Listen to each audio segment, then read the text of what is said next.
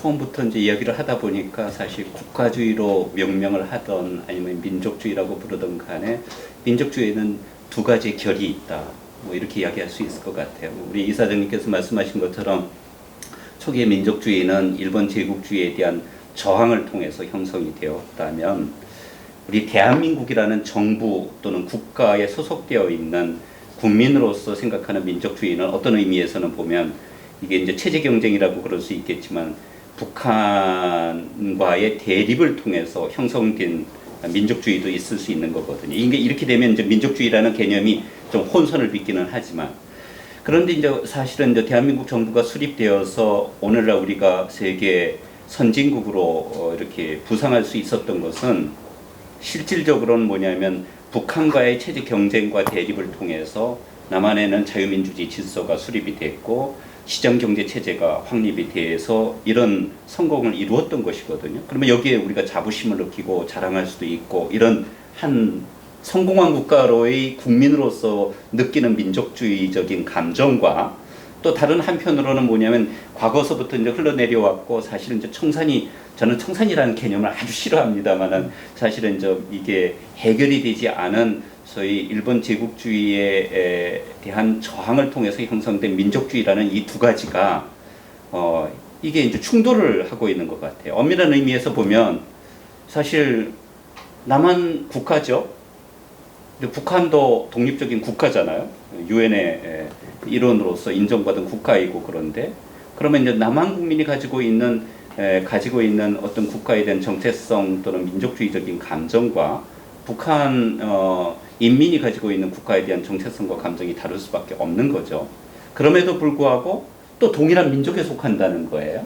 이제 이런 의미에서 이제 민족주의와 국가주의가 우리나라에는 일치하지 않고 균열되어 있다. 그런 의미에서 아마 최 교수님이 이제 정신분열증적 민족주의 이렇게 말씀하신 것 같은데 저는 궁금한 게 왜냐면 이 정부에서 근데 왜 그렇게 그러면 이게 건국일 논쟁과 이제 연관되는 것이기도 하지만 국가의 정통성을 소위 올해가 이제 100주년이 된 대한민국 임시정부 수립으로부터 그러니까 남북한이 분단되기 이전에 민족 개념에서 찾으려고 그러는 것인지 그 이유는 어디 있다고 그러세요? 아까 이제 우리 윤평준 교수는 정치적 패권을 확보하기 위한 사실 현실 정치적인 이유 때문에 그렇다 뭐 이렇게 말씀하셨는데 혹시 동의하십니까? 아니면 어떻게 생각하십니까? 일단 뭐 국가주의와 민족주의는 별도의 그 독자적인 실체를 가지고 네. 또 성격도 다르다고 봅니다. 민족은 뭐 전형적으로 정치 이념의 대표적인 정치 이념의 하나고 네. 그리고 여러 가지 뭐 국민적 뭐 정서 어떤 공동체에 대한 정치 공동체에 대한 하여튼 뭐 충성이든가 이런 감정과 이념을 유발하는 정치적인 이념이라고 한다면 국가주의는 권력의 실체라고 생각을 해요. 근데 이제 권력의 실체인데 한국은 뭐 이제 이 말을 하기 전에 한국은 전형적으로 이제 강력한 국가라고 그렇게 대체로 정치학자들은 얘기를 하죠. 그러니까 뭐 이 상대적으로 미국이라든가 영국이라든가 뭐 일본 이런 그 강한 국가에 비해서 더 강하다는 의미가 아니라 국가주의라는 말을 쓸 때는 대체로 이제 국가 중심이라고 하는 게 한 사회 영토 안에서의 하여튼 주권이 행사되는 이런 그 사회 정치 공동체 내에서 어쨌든 권력이라고 하는 것이 이제 강하게 시민사회에 대해서 주로 시민사회와의 관계에 대해서 이제 우리가 사용할 때 이제 강한 국가냐 약한 국가냐 그렇게 정치학에서는 얘기할 수 있다고 봅니다. 근데 여기에 이제 민족주의라고 하는 것이 개입되면 되었다가 안 되었다고 이런 그 상관관계가 역사적인 과정을 통해서 이제 형성 된다고 볼 수 있겠는데 우리의 경우는 이제 보통의 나라에 이게 분단되고 말하자면 일민족 일국가를 원리로 하는 민족주의가 실제로 구현됐다고 할 때는 이런 복잡한 문제가 제기되지 않았을 텐데 이것이 앞에 제가 언급했듯이 이제 그 실패했기 때문에 분단이라는 그거를 실패로 본다면 분명히 실패이니까요. 그렇게 볼 때는 이제 아주 여기에 국가의 정통성이라고 하는 문제가 굉장히 중요한 개념으로 들어오는 것 같아요. 레지티마시. 말하면 민족의 정통성을 갖는 국가냐, 갖지 않는 국가냐라고 하는 거. 그거는 분단의 결과라는 생각이 듭니다. 그래서 이것이 이제 그러지 않아도 강한 국가, 시민사회에 대해서 우리가 국가가 강할 수 있는 여러 가지 역사적인 조건이 있지 않았습니까? 그러니까 뭐 해방 후에 하여튼 분단 국가를 만들어서 북한과 이제 거의 뭐 전쟁까지 치는 이런 적대 관계를 매니지해야 된다는 측면이 하나 있고, 그다음에 경제계 빠른 이제 짧은 시간에 이제 아주 경제 건설을 통한 근대화를 해야 된다는 것도 있고, 하여튼 강한 군대를 항시적으로 북한에 대해서 뭐 이렇게 거의 적이나 보다 더한 이런 그 긴장과 이 무력 이제 경쟁을 해야 되는 이런 관계 때문에 강할 수밖에 없는 조건이 있는데, 그렇기 때문에 우리는 이 강한 국가가 항상 이 시민사회의 다원성이나 이런 거를 허용하지 못하는 이런 조건으로서 작용했다고 봅니다. 그러니까 한국의 권위주의적 과거라고 하는 것이 강한 국가를 만드는데 이제 주로 이제 인과적으로 연결이 돼 있고, 다양한 이 시민사회의 다원주의적 가치나 사회 구성에 기초한 다원주의적 특성을 발전시키는 데는 상대적으로 하여튼 별로 이제 후진국이라고 할 만큼 이제 별로 아주 국가 중심적인 권력의 중앙 집중화. 그렇기 때문에 우리는 상당한 정도로 이 국가가 권위주의화 할 수 있는 요소에 대해서 항상 그동안에 이제 경계해왔고, 실제로 우리 역사가 좀 많은 부분이 군부 권위주의라고 하는 걸 통해서 이제 지나왔고, 그러니까 그런데 민주화가 됐음에도 불구하고 이 시민사회의 약한 조건 때문에 굉장히 국가가 자칫 뭔가를 여기에서 이제 이 민주적으로 선출된 하여튼 정치 세력이 국가를 운영하는 과정 속에서 권위주의화 할 수 있는 요소를 상당히 많이 내장하고 있다는 생각을 합니다. 왜냐하면 우리는 그거를 견제할 수 있는 자유주의적이고 다원주의적인 기초나 힘이 약하기 때문에 그런 전체적인 조건을 우리가 이제 생각할 때 이제 보통 선거를 통해서 집권한 이런 정부가 자신의 권력 기반을 말하자면 강화하고, 또 다음 선거에서 이제 뭐 이렇게 하여튼 경쟁하는 세력과 이제 우위를 말하자면 유지하기 위해서는 강한 국가가 되는 이런 경향성을 보여왔잖아요. 그러니까 우리가 지금 민족주의와 지금 현재 시점에서 우리가 논의하고 있는 민족주의와 국가주의가 상당히 연결될 수 있는 조건이 너무 많다. 왜냐하면 지금 민족주의를 너무 지금 정부가 이렇게 강조하고 드라이브하고 있기 때문에, 이것이 말하자면 우리로 하여금 이제 상당히 좀 긴장시키게 하고, 이것이 과연 옳은 방향이냐 하는 문제에 대해서 이렇게 생각하게 되는 것이 아닌가. 민족과 국가의 관계에 대해서 또 이렇게 또 조명을 해볼 수 있지 않을까 그런 말씀을 들으면서 생각을 했습니다. 그러니까 한국 민족주의의 이제 실패를 거론을 하셨는데, 이제 두 가지 차원에서 저는 예를 했습니다. 하나는 일민족 일국가 구현의 실패, 그 결과로서의 분단, 그런 점에서 실패라고 할 수 있겠죠.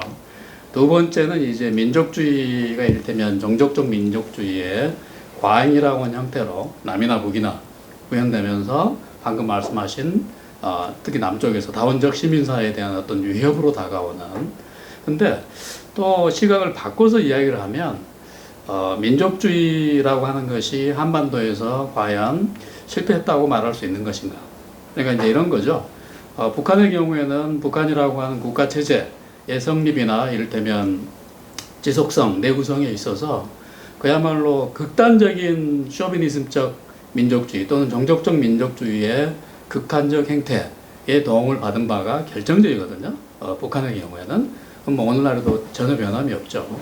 남한의 경우에도 지금 이제 문재인 정부가 이를테면 진보정부, 한국적 잣대로 진보정부라고 여겨지는 문재인 정부가 민족주의적인 그런 감성을 이를테면 저는 장기 집권을 이를테면 위해서 활용하고 있다고 생각해요. 그런데 문재인 정부만 그랬던 건 아니고요. 역대 보수 정부, 이명박 대통령이 한일 관계가 이렇게 악화되게 된 사실은 오래된 역사가 있지만 단기간적으로 보면 MB의 독도 방문 2012년의 일이죠. 내 기억에 의하면 이게 이제 역대 어느 정부에서도 사실 대한민국 대통령이 하지 않았던 악수 중에 악수입니다. 그런데 이제 정치적으로 코너에 몰리면서 민족주의적인 감성에 호소하면서 이를테면 정치적 궁지로부터 탈출하기 위한 그런 나쁜 행동이었죠. 그런데 MB뿐만이 아니라 뭐 이승만 대통령도 마찬가지, 이승만 정부도 박정희 정부 같은 경우에 이를테면 한국적 민주주의를 또는 권위주의적인 박정희 패러다임을 시행하면서 굉장히 크게 사실은 선용 내지 활용 내지 악용했던 게 한국적 민족주의라고 하는 것이거든요. 그러니까 진보 보수 정권을 불문하고 역대 한국의 모든 기득권 세력들은 정부들은 한국 민중들 사이에서 압도적인 그런 감성의 형태로 유통되고 있는 그런 민족주의를 항상 이용해 왔다라고 하는 그런 생각을 갖게 되고요. 이게 굉장히 부정적인 측면이 부분적으로 있는 게 아까도 말씀드린 것처럼 이게 종족적 민족주의의 형태로 주로 관철이 되면서 다원주의적인 시민사회 또는 자유민주주의 어떤 본원적인 그런 창조성, 활성화, 개방성 이런 것들하고는 좀 충돌하는 방식으로 주로 작동해 온 게 아닌가 그런 느낌이 들고요. 이제 그 가장 극명한 이를테면 현 진행적인 증거를 지금 한일 관계 충돌에서 우리가 확인할 수 있겠죠. 좀 우리나라의 일종의 토론이라고 할까 담론의 장이 아직도 각각 아주 예리한 지성이라고 그러면서도 그게 환상과 감상을 못 보는 것 같아요. 예를 들면 나는 이제 지금 자꾸 그냥 빙빙 돌고 마는데 왜 이 정부가 이렇게 소위 민족 제가 그 질문을 좀 답을 듣고 싶어요. 하는 얘기는 뭐 지금 뭐 김원봉의 그 한국 국군 정통성 얘기서부터 임정의 나를 갖다가 근무일로 한다든가 1948년이 아니라 1919년으로 한다든가 뭐 최근에 가장 내 읽은 것 중에 참 그 제목과 내용을 읽고 내가 가만히 얼마나 내가 혼자서 그냥 있었는데 지금은 그 뭐 조국의 얘기나 똑같죠. 지금은 1941년 임시정부가 대일 선전 보고를 한 그 대일 전쟁이 지금까지 계속되고 있는 중이다. 이제 바로 경제 전쟁이 오늘까지 이제 가는 거다. 뭐 이렇게 그 광복회 그 간부하는 하신 분이 이번 새 정부 들어와서 바꾼 광복회 간부하는 분이 그렇게 아주 바꾸고 한결에 아주 대문짝만하게 대일 전쟁 지속 중 대일 전쟁 선전 보고 거기에는 우리 자신이 좀 정리를 못한 것 같아. 대한민국에도 주류라고 하는 내 누구라고 이야기했겠습니다. 정신문화연구원의 책임자셨던 분이나 대한민국 초대 외교부장, 문교부장을 하신 안호상 씨나 최근에 김동길 씨도 얘기해보면 비슷해요. 동북 삼성과 동북 아시아 동북 문명권 우리 백이 민족이 이제 건설해서 아시아 중국 문명보다 심지어 지금 북한에서는 공식으로 대동강 문화가 4대강, 세계 4대강 있잖아요. 메소포타미아 문명부터 세계 4대강 문명보다 이집트 문명. 더 일찍 더 위대한 걸 했다. 그게 공식 기록이거든, 북한에. 대동강 문화가 문명이. 그리고 제 눈으로 봤습니다만은 이제 그런 것이 우리나라에서 통하니까 우리 이제 그냥 지금도 평양 가면은 저기 그 당군능을 일반 사람들은 그냥 밑에서 이렇게만 보고 갑니다. 근데 우리 뭐 김정일이 초청이라고 그래갖고 그 쭉 올라가서 이제 당군 능에 뼈다귀 있는 데까지 갔어요. 근데 이게 뭐 1993년 몇 월 며칠 날 뭐 발견했다는 거 아니야? 당군의 뼈와 당군의 마누라의 뼈.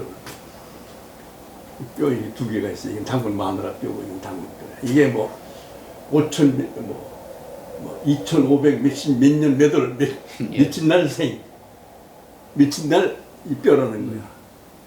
그건 과학적으로 요새 탄소 이 체크를 해서 뭐 100년 단위까지는 나올 수 있어요. 100년 단위까지는 오차가 있지만 그런 몇 월 며칠까지 그게 말도 안 되는 소리거든. 근데 그거 잠깐 이래 그러고 이제 그러니까 뭐 김정길 교수 같은 도 지금도 신라 통일된 다음에 그냥 대한민국 우리 조선에는 인재가 다 없어지고 고구려가 이게 참 중심이 돼야 되는데 이게 지금 평양에 하는 얘기가 똑같거든. 그게 또 우리나라 좌파들이 또 소위 이 해양 질서, 일본, 미국을 포함한 반해양 질서, 유라시아 대륙이 다시 온다, 뭐 무슨 얘기가 쫙 지금 그러잖아요. 근데 이게 일종의 환상이 실체를 지배하고 있어 지금. 제가 생각이 약간 다른데요. 그러니까 그런 지점이 분명히 압도적으로 노정되고 있는 건 사실입니다. 제가 아까 말씀드린 것처럼, 그러니까 왜 민족과 민족주의를 호명하고 있느냐 물었잖아요. 그러니까 우선은 권력 정치의 차원에서 가장 효과적인 수단이기 때문에 그렇고요. 두 번째 차원에서는 실질적으로 사상적으로 민족주의의 보편적 또는 초시간적 정당성을 확신하고 있는 거죠. 그걸 주창하는 사람들이.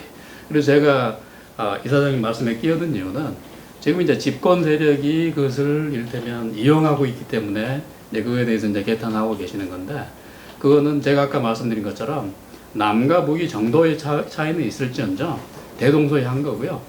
그러니까 잘 아시는 것처럼 충무공이 역사적으로 재발견된 것은 박정희 정권 때거든요. 재조명되고 뭐 민족의 영웅 차원을 넘어서서 성웅으로 업그레이드 되었죠. 물론 이순신은 실존하는 인물이고 이제 그럴 만한 위상을 갖춘. 그러나 이제 제가 말씀드리는 것은 정도의 차이라고 하는 것이고, 그 내용상에 있어서는 아니 요 이야기를 좀 정리해 보면요. 제가 보기에는 뭐 민족주의는 아까 이사장님께서 말씀하신 것처럼 특정한 정치적 공동체 또는 집단이 가지고 있는 허구잖아요. 허구가 환상으로까지 좀 확대될 수도 있겠지만, 근데 제가 이제 이렇게 토론 과정에서 듣고 보니까 우리가 민족주의와 국가주의를 그러니까 일반적으로는 시민들 사이에서 생각할 때 최근에 2, 3년간의 논쟁을 보면, 예를 들자면 한민족을 강조하고 민족 우리끼리를 강조하고 남북한 통일의 가능성을 아주 뭐 높이 평가하고 이러는 사람들은 대부분 민족주의적인 성향을 띠고, 대한민국 정부 수립이 되고 난 다음에 이게 뭐 성장 독재가 됐건 어떤 뭐 정치적으로 우여곡절을 많이 겪었지만은 그럼에도 불구하고 강한 국가 체제 하에서 산업화를 이루고 동시에 민주화를 이룬 남한 체제의 자유민주주의 질서를 지지하는 사람들은 대부분 국가주의적인 성향을 띈다. 이렇게 그냥 상식적으로들 아마 그렇게 이야기되는 것 같아요. 그런데 문제는 여기서 이제 조심해야 될 것이, 사실은 이제 남한도 민족주의가 있고 북한도 민족주의가 있고, 또 어떤 사람들이 남북한 정상회담 하면 거기에 조금 토를 달아야 되겠는데. 예, 네, 말씀하시죠. 북한의 민족주의라는 게 정말 민족주의적인 건지. 거기 보시면 아니 글쎄 이제 거기에서 제가 말씀드리려고 그랬는데, 그러면 이사장님 제 말씀 드리고 난 다음에 말씀해 주시면 좋을 것 같은데, 남북한 정상회담이 판문점에서 이루어지고 난 다음에 대부분의 국민들이 느끼는 정서 중에 하나는 뭐냐면, 야, 남북한은 통역 안 써도 되네. 그러니까 쉽게 이야기하면 우리가 통역 없이도 대화를 나눌 수도 있고, 그러니까 언어를 공유하고, 우리가 이제 뭐 당군조선 이래로 이야기하는 것처럼 뭐 과거의 신화와 전설과 같은 허구적인 이야기를 통해서 또 역사적으로 경험한 것들을 공유하고, 이런 의미의 소위 말하는 종족적 유대감을 토대로 한 소위 우리가 이야기하는 뭐 인종적 민족주의가 됐던 저는 이제 그걸 약한 민족주의라고 그러는데요. 이것은 남한에도 있고 제가 보기엔 북한도 있을 거예요. 제가 한민족이 디아스포라를 만나면은 예컨대 우즈베키스탄 가나 카자흐스탄 가가지고 고려인들을 만나면 다른 사람들 만날 때보다는 정서적인 유대감을 느끼는 것은 뭐 자연스러운 이치이지 않겠습니까? 이건 이제 우리가 쉽게 이야기하는 이걸 민족주의라고 그런다면 우리가 이제 북한에서 이게 김일성 체제 이래 지금 김정은에 이르기까지 사상 뭐 유례가 없는 뭐 사회주의 족벌 체제와 같은 왕조와 같은 이런 체제를 유지하기 위해서 북한은 이제 이게 민족주의라고 그럴 수 있을 것인가? 예. 이런 의미에서 정치적 이데올로기로서 국민을 동원하기 위해서 만들어진 소위 민족주의가 있을 수 있고요. 근데 우리가 약한 의미일지 모르고 정도의 차이가 있을 수 있겠지만은 남한도 역시 개발 성장 시대에 국민을 동원하기 위해서 뭐 애국 또는 뭐 충성심을 강조하는 이런 과거의 역사적인 인물들을 과도하게 예컨대 부각시킨다든가 이런 의미의 민족주의가 있을 수 있죠. 그러니까 그 문제는 뭐냐면 민족주의가 항상 정치적으로 오용되고 이용될 수 있다 이런 이야기예요. 그럼 여기에서 이제 우리 아까 최장집 교수님 말씀을 들으면 민족주의와 국가주의가 반대되고 대립되는 것이 아니라 훨씬 위험한 것은 민족주의와 국가주의가 결합을 할 때 왜냐하면 남한도 강한 국가, strong state고 북한도 아주 강력한 국가, strong state인데 이런 강력한 국가라는 것은 뭐냐면 국가가 독점하고 있는 권력을 시민에게 행사하는 방식에 있어서 우리가 국가주의를 논하는데 거기에 민족주의를 동원하게 되면 사실 우리 이런 사례를 역사적으로는 경험하지 않았습니까? 유럽에서는 그게 파시즘이거든요, 실질적으로. 이런 위험성이 있다. 저는 이런 의미에서 조금 민족주의와 국가주의의 개념을 조금 이제 거기에서도 몇 가지 명료하게 좀 정리할 필요가 있을 것 같습니다. 있었는데 북한에 제가 가서 직접 보거나 또 전 신문사에 있었기 때문에 일찍부터 금서를 신문사에서 이제 볼 수 있었던 것도 있고 또 해외에 나가서도 보고 그러고 또 직접 김정일하고도 얘기를 해보고 당군문도 가보고 북한에 서져 있는 데 가서 보면요. 그건 그냥 독재 국가라는 게 아니거든요. 권위주의 국가가 아니라 그야말로 김일성 가족의 사이비 종교 집단이거든요. 그렇죠. 예. 정확하게. 거기에 무슨 민족주의다 국가주의다 붙인다는 게 나 왜냐면 아침에 일어나서요.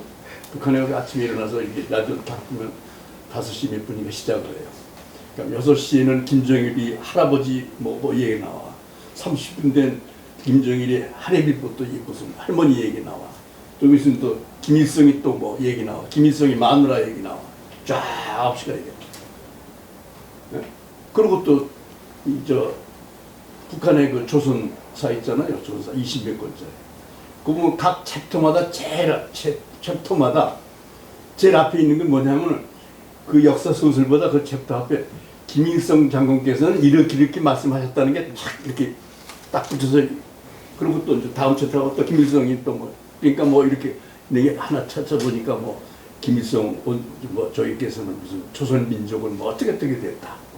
그거 쫙 근데 그러니까 말씀 중에 죄송한데 좀 덧붙여 제가 의견을 말씀드리면 저는 조금 이사장님하고 의견이 다릅니다. 그러니까 북한도 민족주의고 한국도 민족주의라고 생각하고요. 민족주의는 그 자체로서 자족적이고 어떤 특별한 체계화된 이념의 형태가 아니라 정서의 덩어리고 감성의 그런 뭐 하여튼 이 결집체이기 때문에 그 민족주의가 어떻게 에너지나 그 감성의 형태를 다른 형태에다 전맥시켜서 그거를 나름대로 끌고 가느냐 하는 거는 다른 문제 같아요. 그러니까 저는 북한 정치 체제의 정당성의 기반은 그 사람들의 생각으로는 항일투쟁이라고 봅니다. 아마 그 사람들은 제 생각에는 남한을 인정하지 않으려고 생각을 해요. 왜냐하면 자기들이 무슨 장백산 하여튼 게리라를 몰고 와가지고 하여튼 뭐 했다는 그런 민족 하여튼 그 투쟁의 뭐라 그럴까 이 점에서는 누구도 비교할 수 없이 이 긍지를 가지고 이게 우리 정치 체제의 정당성이고 그거다라고 하는 확신 위에서 이거는 우리 뭐 가게면 가게, 집안이면 집안의 하나의 개인적인 정권이 된다는 것을 정당화하는 하나의 이념이 민족주의라고 보기 때문에 그것도 민족주의의 극단화된 형태라고 보고요. 그 기반이 민족주의라고 보고 한국은 한국대로 또 민족주의라고 생각이 들어요. 근데 한국의 민족주의는 우리 이진우 교수 말씀대로 이 같은 민족주의라고 하더라도 유럽이나 서구의 민족주의는 이 상당한 보편성을 이렇게 가지고 있고 그리고 또 사람은 이 처음부터 무슨 트라이브에서부터 시작해서 이 집단적으로 형성이 돼서 국가가 만들어졌기 때문에 어떤 그런 공동체에 대한 자기 공동체에 대한 애정과 그 충성심 이런 건 보편적으로 있다는 생각이 들거든요. 그러니까 뭐 몰라서 파트리아라든가 무슨 뭐 여러 그 다른 나라에서 다 독일에서는 포크스나 뭐 이런 말들이 다 그 민족의 그거를 표현하는 말들이기 때문에 보편성이 있는데 이 보편성이 얼마나 그 보편적인 자유주의적이고 그 하여튼 뭐 다원주의적인 가치나 이념하고 결합하고 상응이 같이 공존할 수 있느냐 하는 문제가 중요하다는 생각이 들어요. 근데 한국의 경우는 상당 정도로 이제 좀 이렇게 계속 말씀이 나왔지만 에스니시티 중심의 말이죠. 이 인종주의적 민족 그거는 단체 신정호 선생의 아와 피아의 대결이라는 게 그 정의가 난 굉장히 고전적인 정의라는 생각이 들어요. 그러니까 우리는 항일 민족주의라고 하는 것을 아와 피아 이 인종이 다른 집단들 사이에 민족들 간의 생존 경쟁이고 이거는 기본적으로 다윈이안적인 니즘적인 이런 그 투쟁에서 우리는 생존하고 여기서 이기지 않으면 안 된다라고 하는 그런 거를 한국 민족주의가 처음부터 상당히 좀 이렇게 보편적인 그런 것보다 이런 그 투쟁 중심적이고 우리 동질성과 하여튼 이런 결집력을 강조하는 회색성을 많이 갖는다. 전 선생님 말씀대로 그런 식으로 이렇게 뜨거운 그야말로 저는 민족주의가 특히 한국 사회에서는 최후의 성역이라고 생각합니다. 그건 당연히 우리의 불행한 역사의 어떤 반영이고요. 그래서 최후의 성역이라고 제가 말씀드리는 이유는 이제 이를테면 긍정적 의미에서의 성역이에요. 이게 긍정적, 부정적인 의미를 다 가져요. 그러니까 저는 민족주의에 대한 일반적인 접근에 있어서 좀 조심해야 될 부분이 있다고 생각하는데 흔히 이제 베네딕트 앤더슨 이야기하면서 상상된 공동체로서의 민족을 이야기를 한단 말이에요. 그런데 그런 측면이 부분적으로 있죠. 그런데 그렇다고 해서 앤더슨 본인도 민족이 허구라거나 픽션이라고 조작이라고 말하는 건 아니거든요. 그러니까 역사적, 정치적으로, 사후적으로 생성되었다라고 하는 이야기일 뿐이지. 그러니까 특히 이제 한국 민족주의 경우에는 상상된 공동체의 측면이 있지만, 그래서 이제 그게 굉장히 악화되면 조작극으로까지, 국민 기만극으로까지 이렇게 악용이 되는 거죠. 그런데 상상된 측면이 있지만 동시에 이를테면 일반적인 민족주의의 이론과 실제와 한반도 2000년 역사에서 구현된 우리 선조들의 민족주의적인 감성의 회로가 반드시 동일하지는 않다라고 하는 게 굉장히 특이한 그런 케이스인 거죠. 그러니까 단일 민족, 단일 언어, 적어도 통일신라 이후에 특히 고려 때 와서 이미 그러니까 근대적 민족국가의 또는 근대적인 민족주의 출현 이전에 일단 우리는 한민족이라고 하는 이러한 공동의식이 감성의 차원에서 또는 마음의 습관의 차원에서 깊이 뿌리를 내린 것이고요. 그래서 이걸 단순히 허구다, 조작이다라고 그런 측면이 부분들이 있는 건 사실이지만 그건 굉장히 우리가 좀 조심해야 될 그런 측면도 있는 거고요. 문제의 핵심은 이게 우리 한국인의 마음의 습관의 핵심이고 우리의 어떤 상상력과 감수성에 양보할 수 없는 알파요 오메가라고 저는 생각을 해요.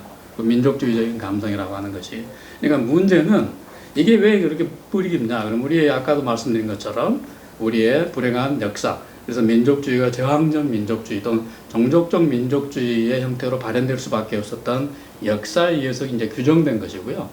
이제 다만 우리가 이 지점에서 이제 아직 실패까지는 아니지만 좌절을 계속 경험하고 있는 것은 조금 더 보편지향적인 또는 열려져 있는 시민적 민족주의로의 재구성 앞에서 자꾸 자초하고 있는 것이다. 그래서 그 민족주의는 이를테면 반역이다라고 하는 방식을 이를테면 하나의 문제 제기로 이야기할 수 있겠지만, 그렇다고 해서 북한에서 저런 식으로 민족주의가 되게 극단적으로 변질되어져서 김씨 가문에 의해서 독점적으로 민족주의의 어떤 유산이 전유되고 있는 것이거든요. 그러니까 이제 우리의 어떤 열린 민족주의 관점에서 보면 그건 그야말로 민족주의에 대한 배신이죠. 사실은 김씨 집단의 행동이라고 하는 것이. 그러니까 이게 굉장히 유동적인 또는 과정적으로 살아 움직이는 감성의 집합체이기 때문에 이걸 우리의 어떤 시민 의식이나 이런 것에 의해서 이런 걸 부정하거나 비판만 한다고 해서 이게 압도적인 현실이기 때문에 이걸 비판하고 이를테면 제3자적 관점에서 냉정하게 냉철하게 도매금으로 처리될 수 없는 우리 삶의 본질적인 한 부분이라고 하는 거. 그래서 저는 요새 진행되고 있는 한일 이런 무역 분쟁에서 문재인 정부가 동원하고 있는 아까도 말씀드렸지만 민족 감정의 극대화라고 하는 것, 굉장히 사실은 현대 한국 사회와 또는 현대 한국인의 굉장히 중대한 저는 자기 성찰의 계기 또는 도전의 계기라고는 생각을 합니다. 예, 한국과 일본의 경제 전쟁 문제에 넘어가기 전에 우선 하나만 좀 더 짚고 넘어가고 싶은데요. 이제 우리 윤평균 교수님께서 말씀하신 것처럼 민족 감정 또 이런 의미에서의 소위 민족적인 유대감의 바탕을 둔 민족주의는 자연스러운 거죠. 그거는 뭐 어느 국가에나 당연히 있는 거고요. 문제는 뭐냐면 이것이 정치적으로 오용될 때에는 훨씬 더 나쁜 결과를 초래할 수 있다. 뭐 이런 것 아니겠어요? 그런 의미에서 제가 보기에는 우리 최장식 교수님이 지난 3.1 운동 100주년 기념 학술대회에서 관제민족주의라는 말을 사용하셔가지고 뭐 언론에 많이 회자된 것으로 알고 있는데요. 여기서 문제가 된 것은 제가 알기로는 과연 역사가 청산될 수 있는 것이냐. 다시 말해서 한동안 우리가 이제 다른 의견을 가지고 있는 사람을 빨갱이라는 프레임으로 더 씌워가지고 입에 재갈을 물렸던 시절이 있었다면 지금은 또 다른 의미에서 이제 친일파라는 정말 아까 제가 보기에는 빨갱이보다 친일파가 훨씬 더 무서운 망령 아닙니까? 이런 다른 의견을 가지고 조금만 이 정부의 정책과 태도에 대해서 비판을 하면 친일파로 몰아서 입에 재갈을 물리는 행태가 결과적으로 우리 민족 국가가 추구하는 바람직한 공동체, 그것이 저는 뭐 개인적으로는 자유민주주의 질서를 저는 지지하는 사람이기 때문에 자유민주주의적인 이런 정치 질서를 실현하는데 오히려 커다란 해가 되는 것 아니냐, 저 이런 생각을 가지고 있거든요. 그래서 그런 의미에서 과연 여기에서 뭐 우리가 문재인 정부가 추구하고 있는 역사 청산이라는 문제를 비판할 수는 있겠지만, 그럼 우리가 과거 역사에 대해서 어떤 태도를 가지는 것이 좋은지, 여기에 대해서 조금 선생님들 이야기 듣고 그 다음에 다음 주제로 넘어갔으면 좋겠습니다.